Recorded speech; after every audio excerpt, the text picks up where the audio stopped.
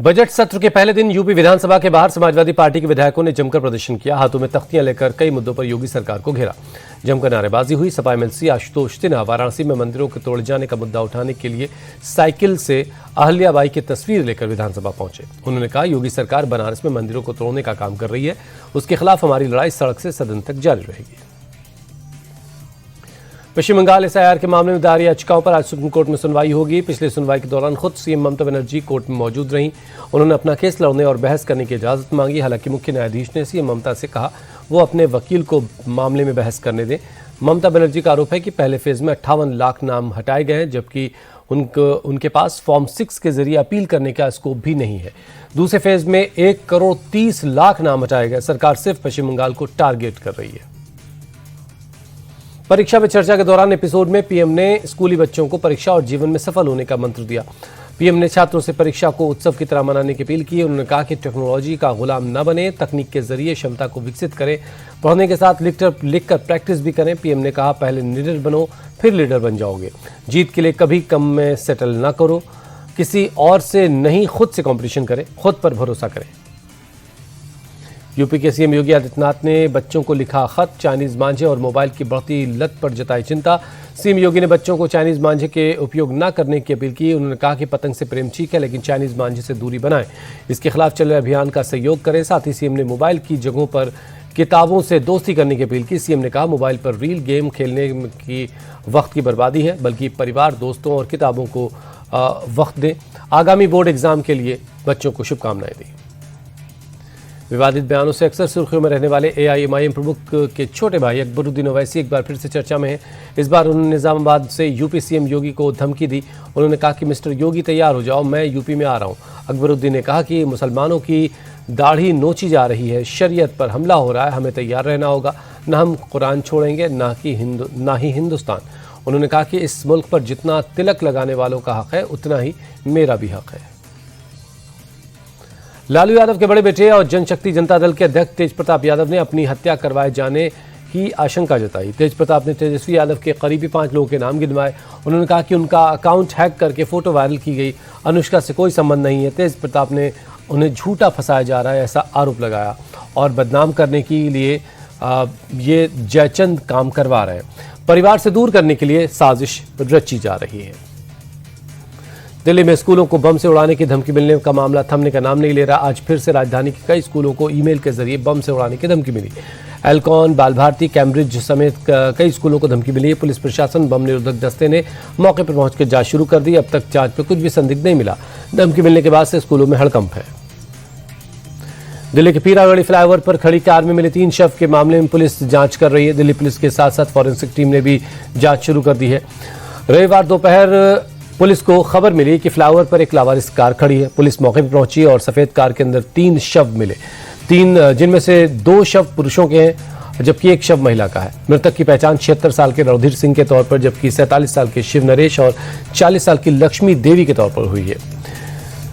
देश की राजधानी दिल्ली में कानून व्यवस्था पूरी तरह से चरमरा गई है। हत्या, लूट, डकैती, अपहरण की वारदातें लगातार हो रही हैं। ताजा मामला मोतीनगर पार्क के इलाके का है, जहां चाकूबाजी में एक 16 साल के नाबालिग की मौत हो गई।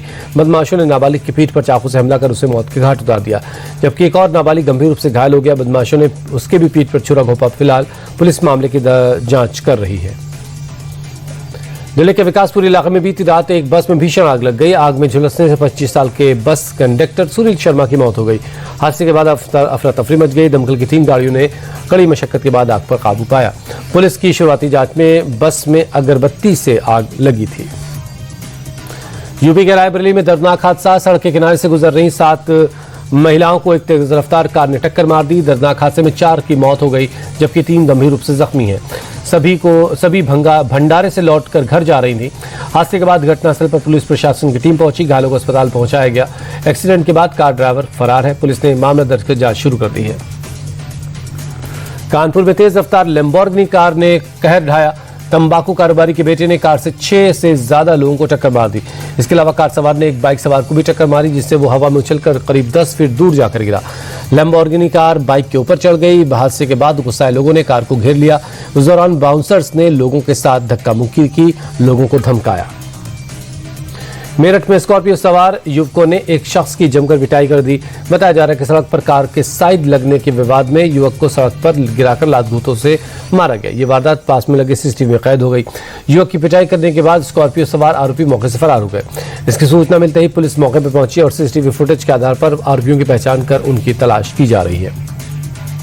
यूपी के हाथरस में गांव वालों ने बच्चों की मौत के बाद रोड जाम कर थाने पर पथराव कर दिया। कार से कुचलने से 2.5 साल के मासूम बच्चे की मौत हो गई थी, जिसके बाद गांव वालों ने मथुरा कासगंज रेलवे ट्रैक पर खड़े होकर मुरसान थाने पर पथराव किया।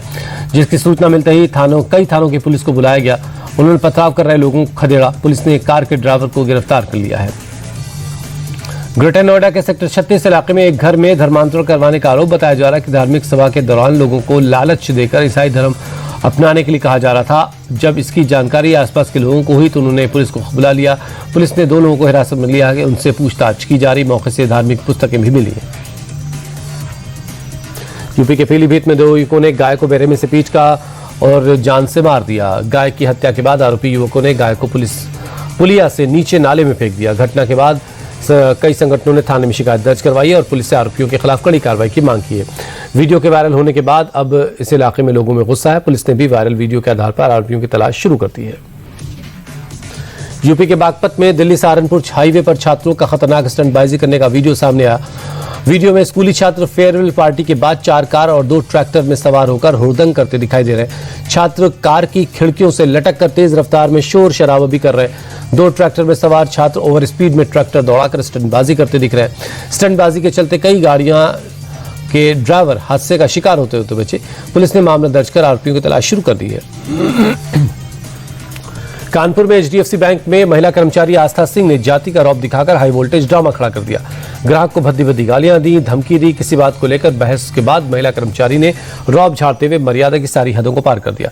इस दौरान महिला कर्मचारी हिंसक होकर लैपटॉप तानते हुए भी नजर आई। कर्मचारी ने कहा कि मैं ठाकुर हूं कहकर सरेआम ग्राहक को धमकाया और डराने की कोशिश की। सोशल मीडिया पर महिला कर्मचारी की अभद्रता का वीडियो तेजी से वायरल हो रहा है।